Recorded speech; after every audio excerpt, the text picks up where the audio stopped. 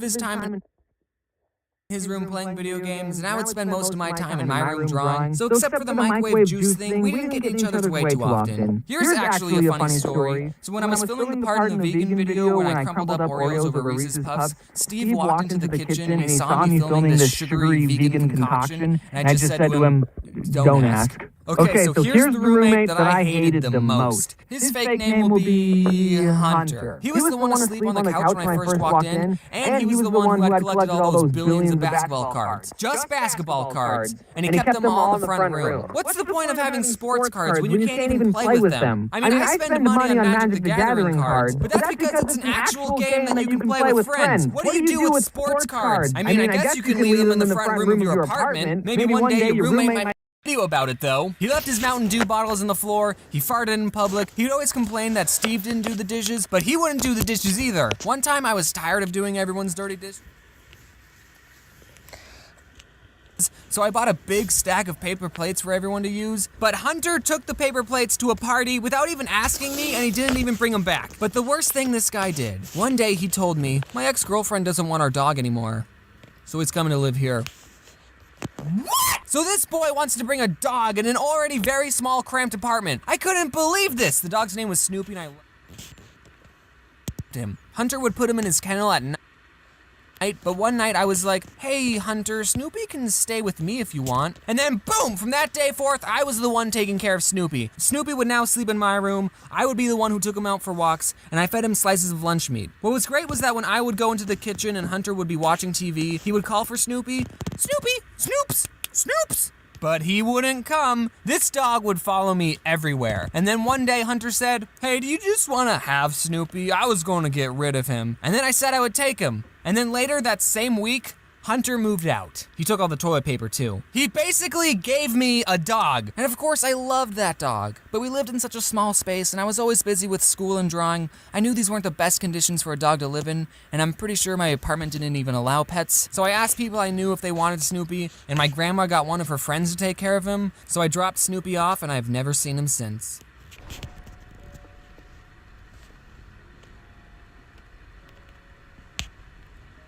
Okay, class. Spell Wednesday. I don't know how to spell Wednesday. Well, James, just sound it out. Oh, okay. So, like this? No, James, it's Wednesday. You said sound it out, and that's how you sound it out. You think you have it bad. Do is spelt with an X. I think it comes to no surprise that I'm terrible at spelling. I feel like everyone in life falls into two categories. Either you're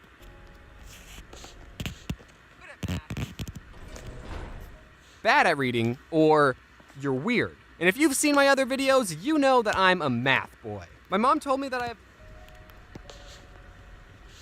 dyslexia because she has dyslexia and I have all the symptoms, but we never got that diagnosed by a doctor, so you can't make me take my meds, Mom. A lot of times what I do to cover up the fact that I spell lower than a first grade level is I will purposely misspell words to the point where it's obviously a joke. You thought I was doing that to be funny, but it's actually because I have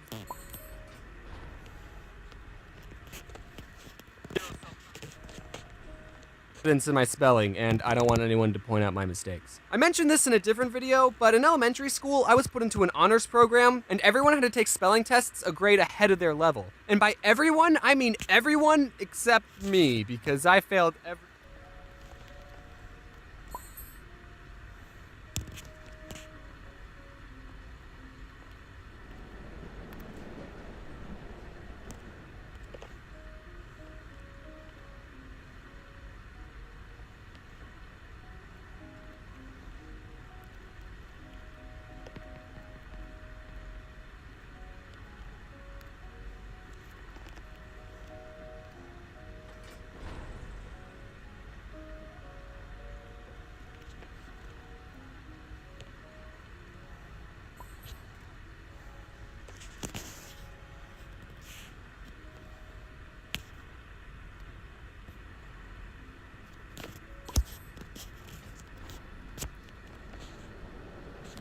single spelling test. So I had to take spelling.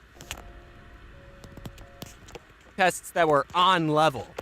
Ew. Every week when we took a spelling test, I would have to move to the back of the classroom, and the teacher would stand right next to me. She'd call out everyone else's word, which had like 8 syllables, like anti-disestablishmentarianism, and then she'd turn to me and give me my on-level word. James, your word is cat. Also, one year our class did a spelling bee, and everyone had to participate, and I didn't even care that I was the first one out. Hey, that's almost my name. Another thing that I mentioned in a pretty old video is that I used to have a speech impediment when I was little. I couldn't pronounce my O's and I talked like this. I'm good now. Obviously. So every other day during school, I had to go to a speech therapy class, and one day the teacher who taught me how to pronounce my O's, I'll call her Mrs. Kool-Aid, gave me this sheet of paper with a bunch of raindrops on it, and she said, "For every raindrop on this page, say the word raindrop." But then she just left the room, and I said, well, I'm not gonna do this. I didn't say raindrop a single time, because no one was even there. No one would have seen me not saying raindrop. So why would I do something that I didn't want to do? But then the funny part is, when she came back, she asked, "Are you finished saying your raindrops?" No. Well, how many did you say? I didn't say any. You stupid child. I told her the truth for some reason. I don't know why. It was probably the easiest lie in my life to get away with, but that's why I remember this story. I'm still mad at myself for telling the truth. And I had to say raindrop a bunch of times in front of her, and she would only go to the next raindrop until I said it right, and it was terrible. It really hurt my feelings. Since I was struggling with reading and spelling, I had to get an IEP. An incredible, excellent personality, which meant I had to go to a special class for a little bit during school. And the teacher who taught this class was none other than Mrs. Kool-Aid. Oh yeah.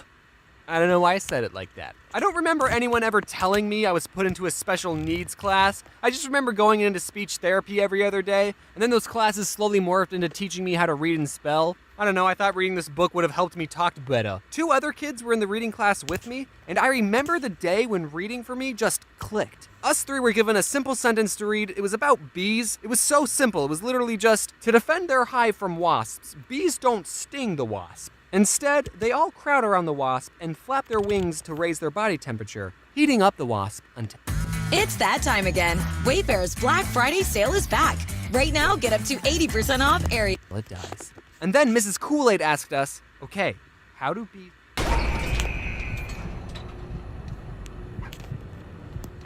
defend against wasps? And the other 2 kids said, they sting them. And I said, what? No, you morons! Didn't you read this? Oh! The words on this paper have meaning when placed in a certain order to convey information. Also, I never want to get hugged by a bee. So I was in these classes all the way until the 6th grade. I was getting better at reading. I still wasn't great, but I was getting better at it. And one day, Mrs. Kool-Aid said, "You know, James, you should try competing in the Battle of the Books." Battle of the Books?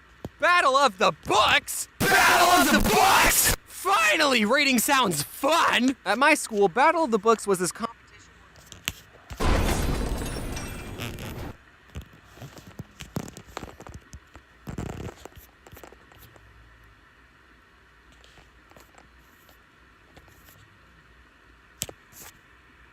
Students were given a list of 4 books to read within a time limit of 2 months. I don't remember how long it was.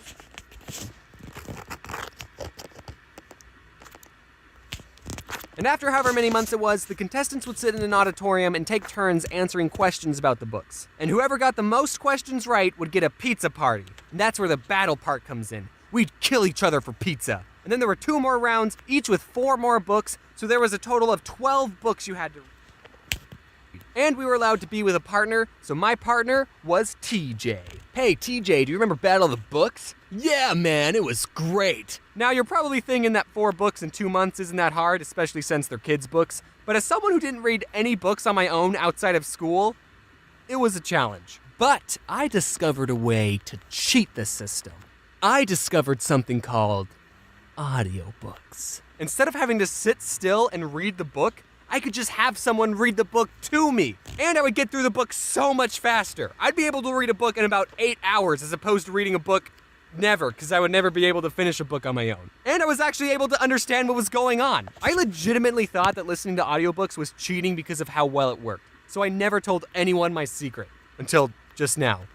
Please don't tell anyone. Also, I didn't just turn on an audiobook and start playing video games. No, I sat in my bed next to the CD player and followed along with the book, and sometimes I even took notes. I've wanted to talk about my love for audiobooks for so long, but I can't, because then people will think I'm getting paid by a certain company, but I'm not, and I'll prove it. Instead of wasting your money on quality audiobooks made by professionals, you guys should all check out LibriVox.org, where you can listen to free public domain audiobooks, which means there's only old-timey classical books on it, like Aesop's Fables, which in my opinion is all you need. Anyway, TJ and I did the Battle of the Books, and for one of the rounds, TJ was sick, so I had to answer the questions all by myself, and I never forgave him for that. And also, the whole time, I was keeping track of everyone's points, and me and TJ got the most questions right. My math skills are finally being useful. I was already craving the pizza. After the last round, the teacher said, "Okay, I'll tally up all the points and let you all know who the winner is in a couple of weeks." But since I was keeping track of everyone's score, I already knew we won. I turned to TJ and I said, "TJ, guess what? We already..." Oh, this is the round that you were sick on. How did I not notice that until just now? But then a couple of weeks go by and I'm not hearing any news about a pizza party. I was expecting to walk into class one day and there would just be a pile of pizza boxes waiting for me, but that never happened. The teacher in charge of the competition was the librarian, so one day I went up to her and I asked, "So, did you ever say who won the Battle of the Books? Also, my favorite pizza is barbecue."